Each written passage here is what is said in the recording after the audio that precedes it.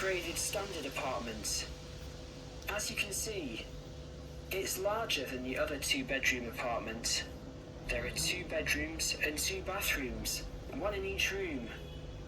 The living room comes with a television, but no furniture. The kitchen is around the same size as the other smaller apartment. The basic difference is the additional bathroom and larger living room. These rent for around $1,400. Now look at questions 7. Around $1,400. Now look at questions 7 to 10.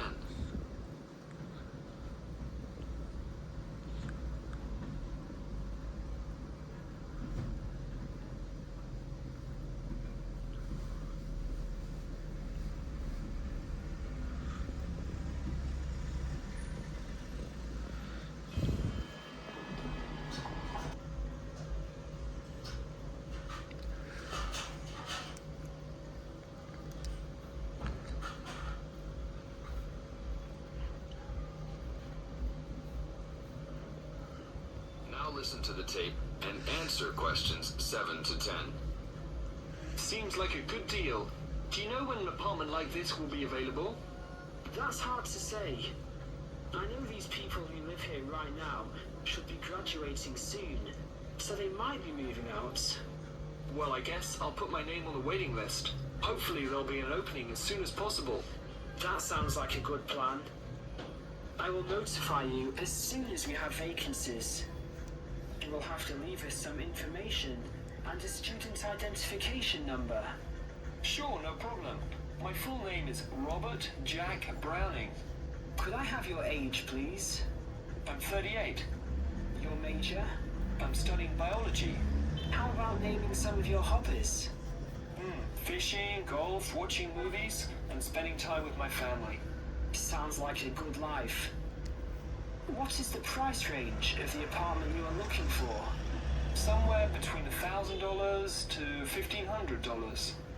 Your student identification number, please? QS 45890. Could you repeat that? QS 45890. Lastly, could you... QS 45890. Repeat that.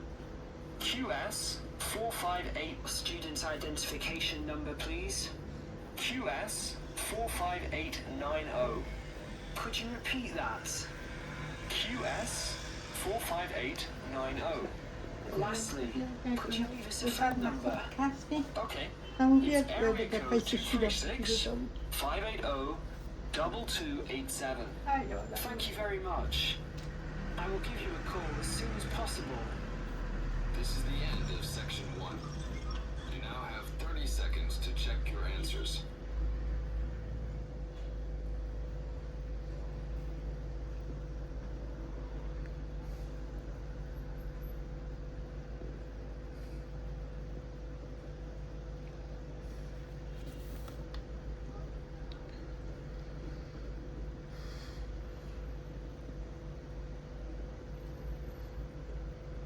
Part 2. You'll hear 2 teachers discussing a school trip. First, you have some time to look at questions 11 to 16.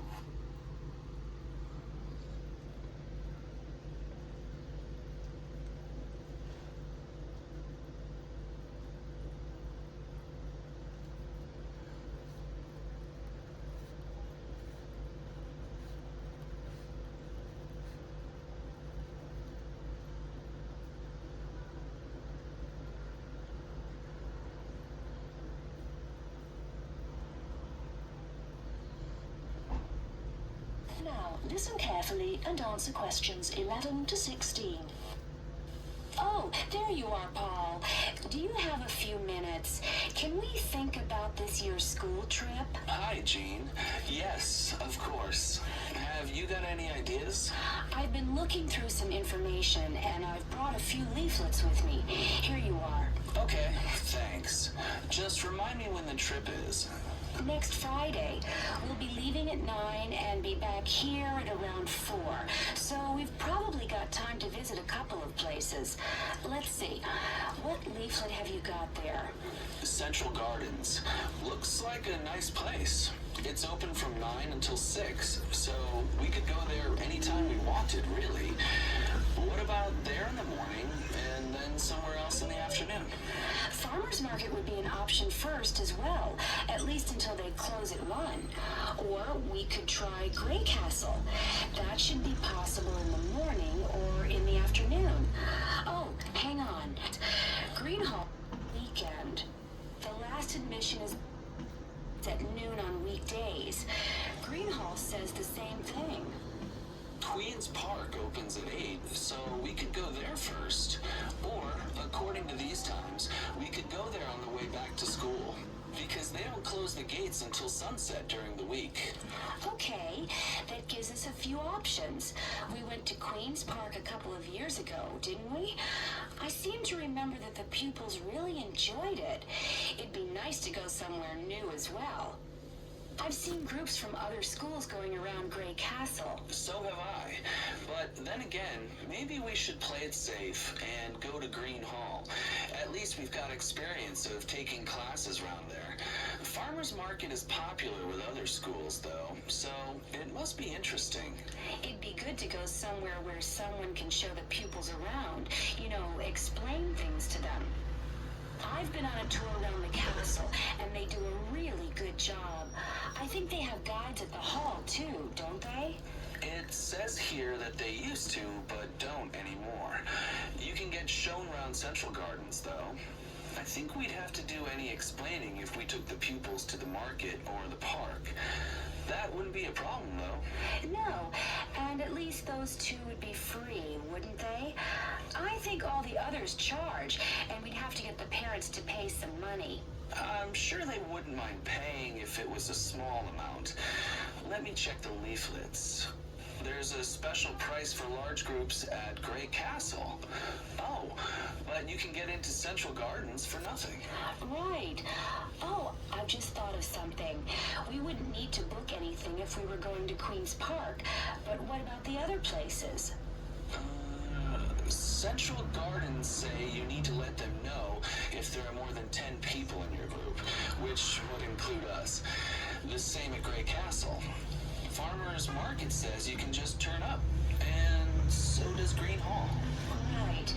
Well, I suggest we take the pupils to Grey Castle for a tour in the morning. How does that sound? Yes, sounds good. We should contact them to book it as soon as possible. In the afternoon, we can do something a bit more relaxed at the park, and we'll have to think about going to Green Hall another year. Shame Farmers Market isn't open, but we can't change the day. So that's a decision then. Now, let's think about what we're going to get the pupils to do. It's a school trip, after all, and we should give them some work to do. Before you hear the rest of the talk, you have some time to look at questions 17 to 20.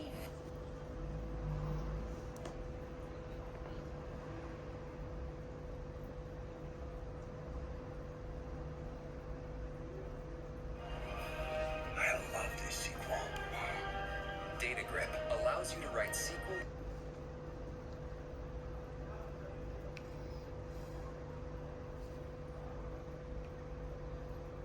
Now listen and answer questions 17 to 20. I think they should know something about the place before they go.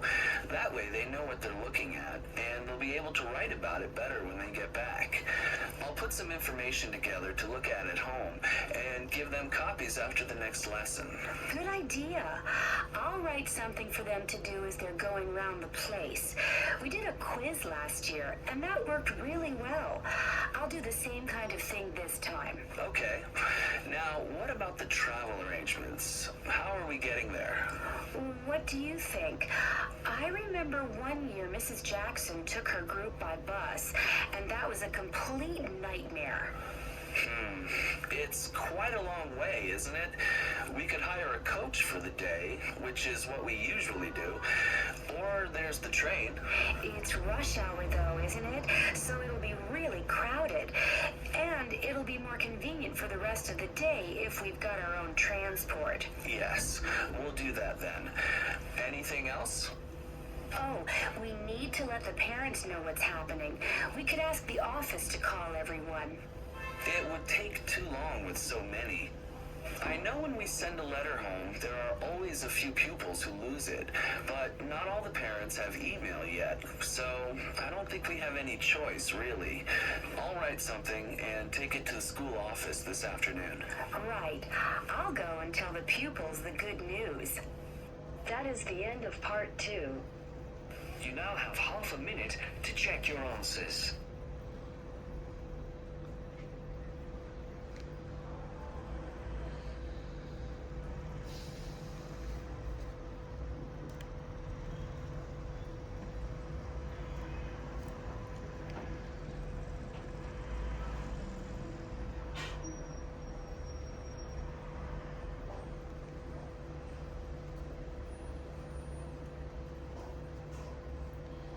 Turns to Part 3.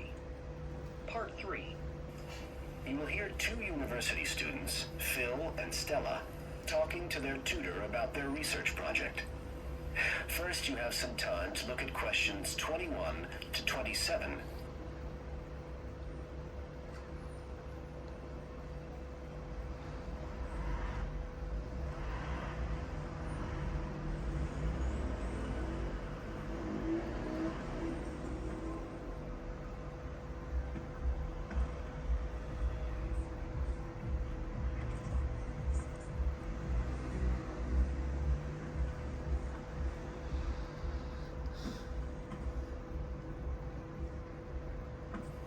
Listen carefully and answer questions 21 to 27.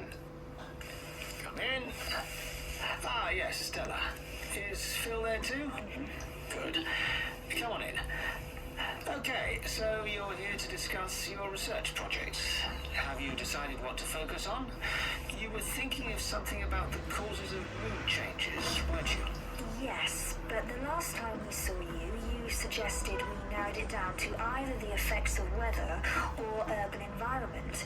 So we've decided to focus on the effects of weather. Right, that's more manageable. So, your goal is, Phil? To prove the hypothesis. No, to investigate the hypothesis that the weather has an effect on a person's mood. Good. And what's your thesis, Stella? Well, our thesis is that in general, when the weather's good, it has a positive effect on a person's mood, and bad weather has a negative effect. Can you define your terms here? For example, what do you mean by good and bad? Okay, well, good would be sunny, warm weather, and bad would be when it's cold and cloudy or raining. And how would you define an effect on a person's mood? What would you be looking to find? An effect on the way a person feels. A change in the way they feel, like from feeling happy and optimistic to sad and depressed. Right. And what sort of weather variables will you be looking at? Oh, sunshine, temperature, cloudiness, precipitation, among others. It'll depend a bit on what the weather's like when we do the survey. Fine. We'll talk about that in a minute. But first, what about background reading? I gave you some suggestions. Did you manage to read any of it? Yes, we read the Ross Vickers article, the one comparing the groups of American Marines training in summer and winter. That's quite relevant to our study. It was interesting because the Marines who were training in the cold winter conditions tried to cheer themselves up by thinking of warm places, but it didn't really work. Yes, they were trying to force themselves to have a positive mental outlook, but in fact it had the opposite effect, and they ended up in a very negative state of mind. And we found some more research by someone who wasn't on the reading list you gave us, George Whiteborn. He compared people living in 3 countries with very different climatic conditions. Actually, he looked at several things, not just the weather. But he found some people's reactions to bad weather were much worse than others, and it was linked to how stressed they were generally. The weather on its own didn't have such a significant effect on mood. And we looked at a paper by Haverton. Yeah, he broke weather up into about 15 or 16 categories and did qualitative and quantitative research. He found that humans respond to conditions in the weather with immediate responses, such as fear or amazement. But these responses can also be linked to associations from their early life, such as a particular happy or sad event. Did you have a look at Stanfield's work? Yes. It was interesting because the type of questions he asked was similar to what we were planning to use in our survey. Yes. He asked people how they were feeling on days with good and bad weather. He found the biggest factors seemed to be the humidity. Moods were most negative on days with a lot of rainfall. Long periods without sunshine had some effect, but nothing like as much. That could be quite a useful model for your project. Yes, we thought so too. Although we can't continue our survey for as long as he did. He did his over a 6-month period. You now have some time to look at questions 28 to 30.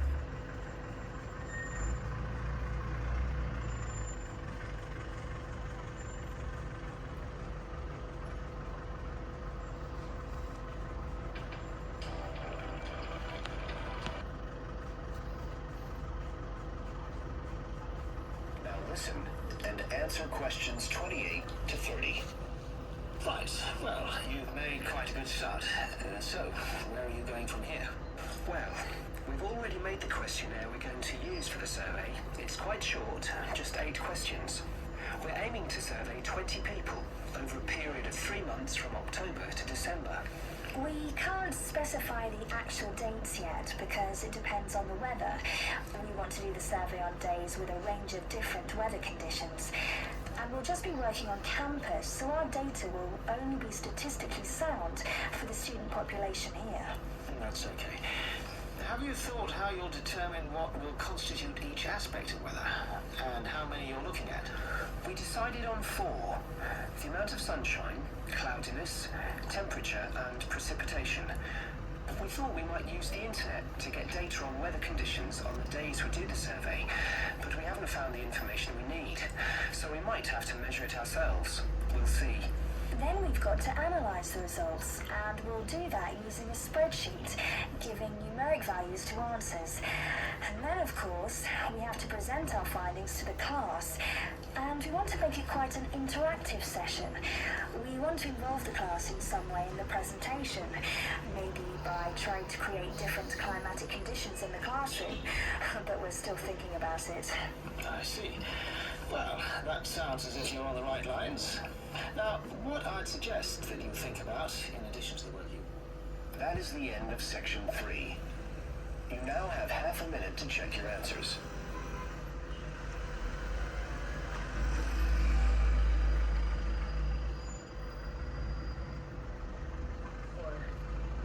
Talking about size.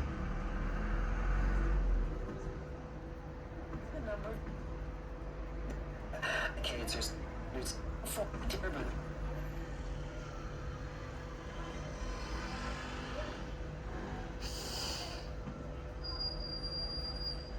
How big that benefit is.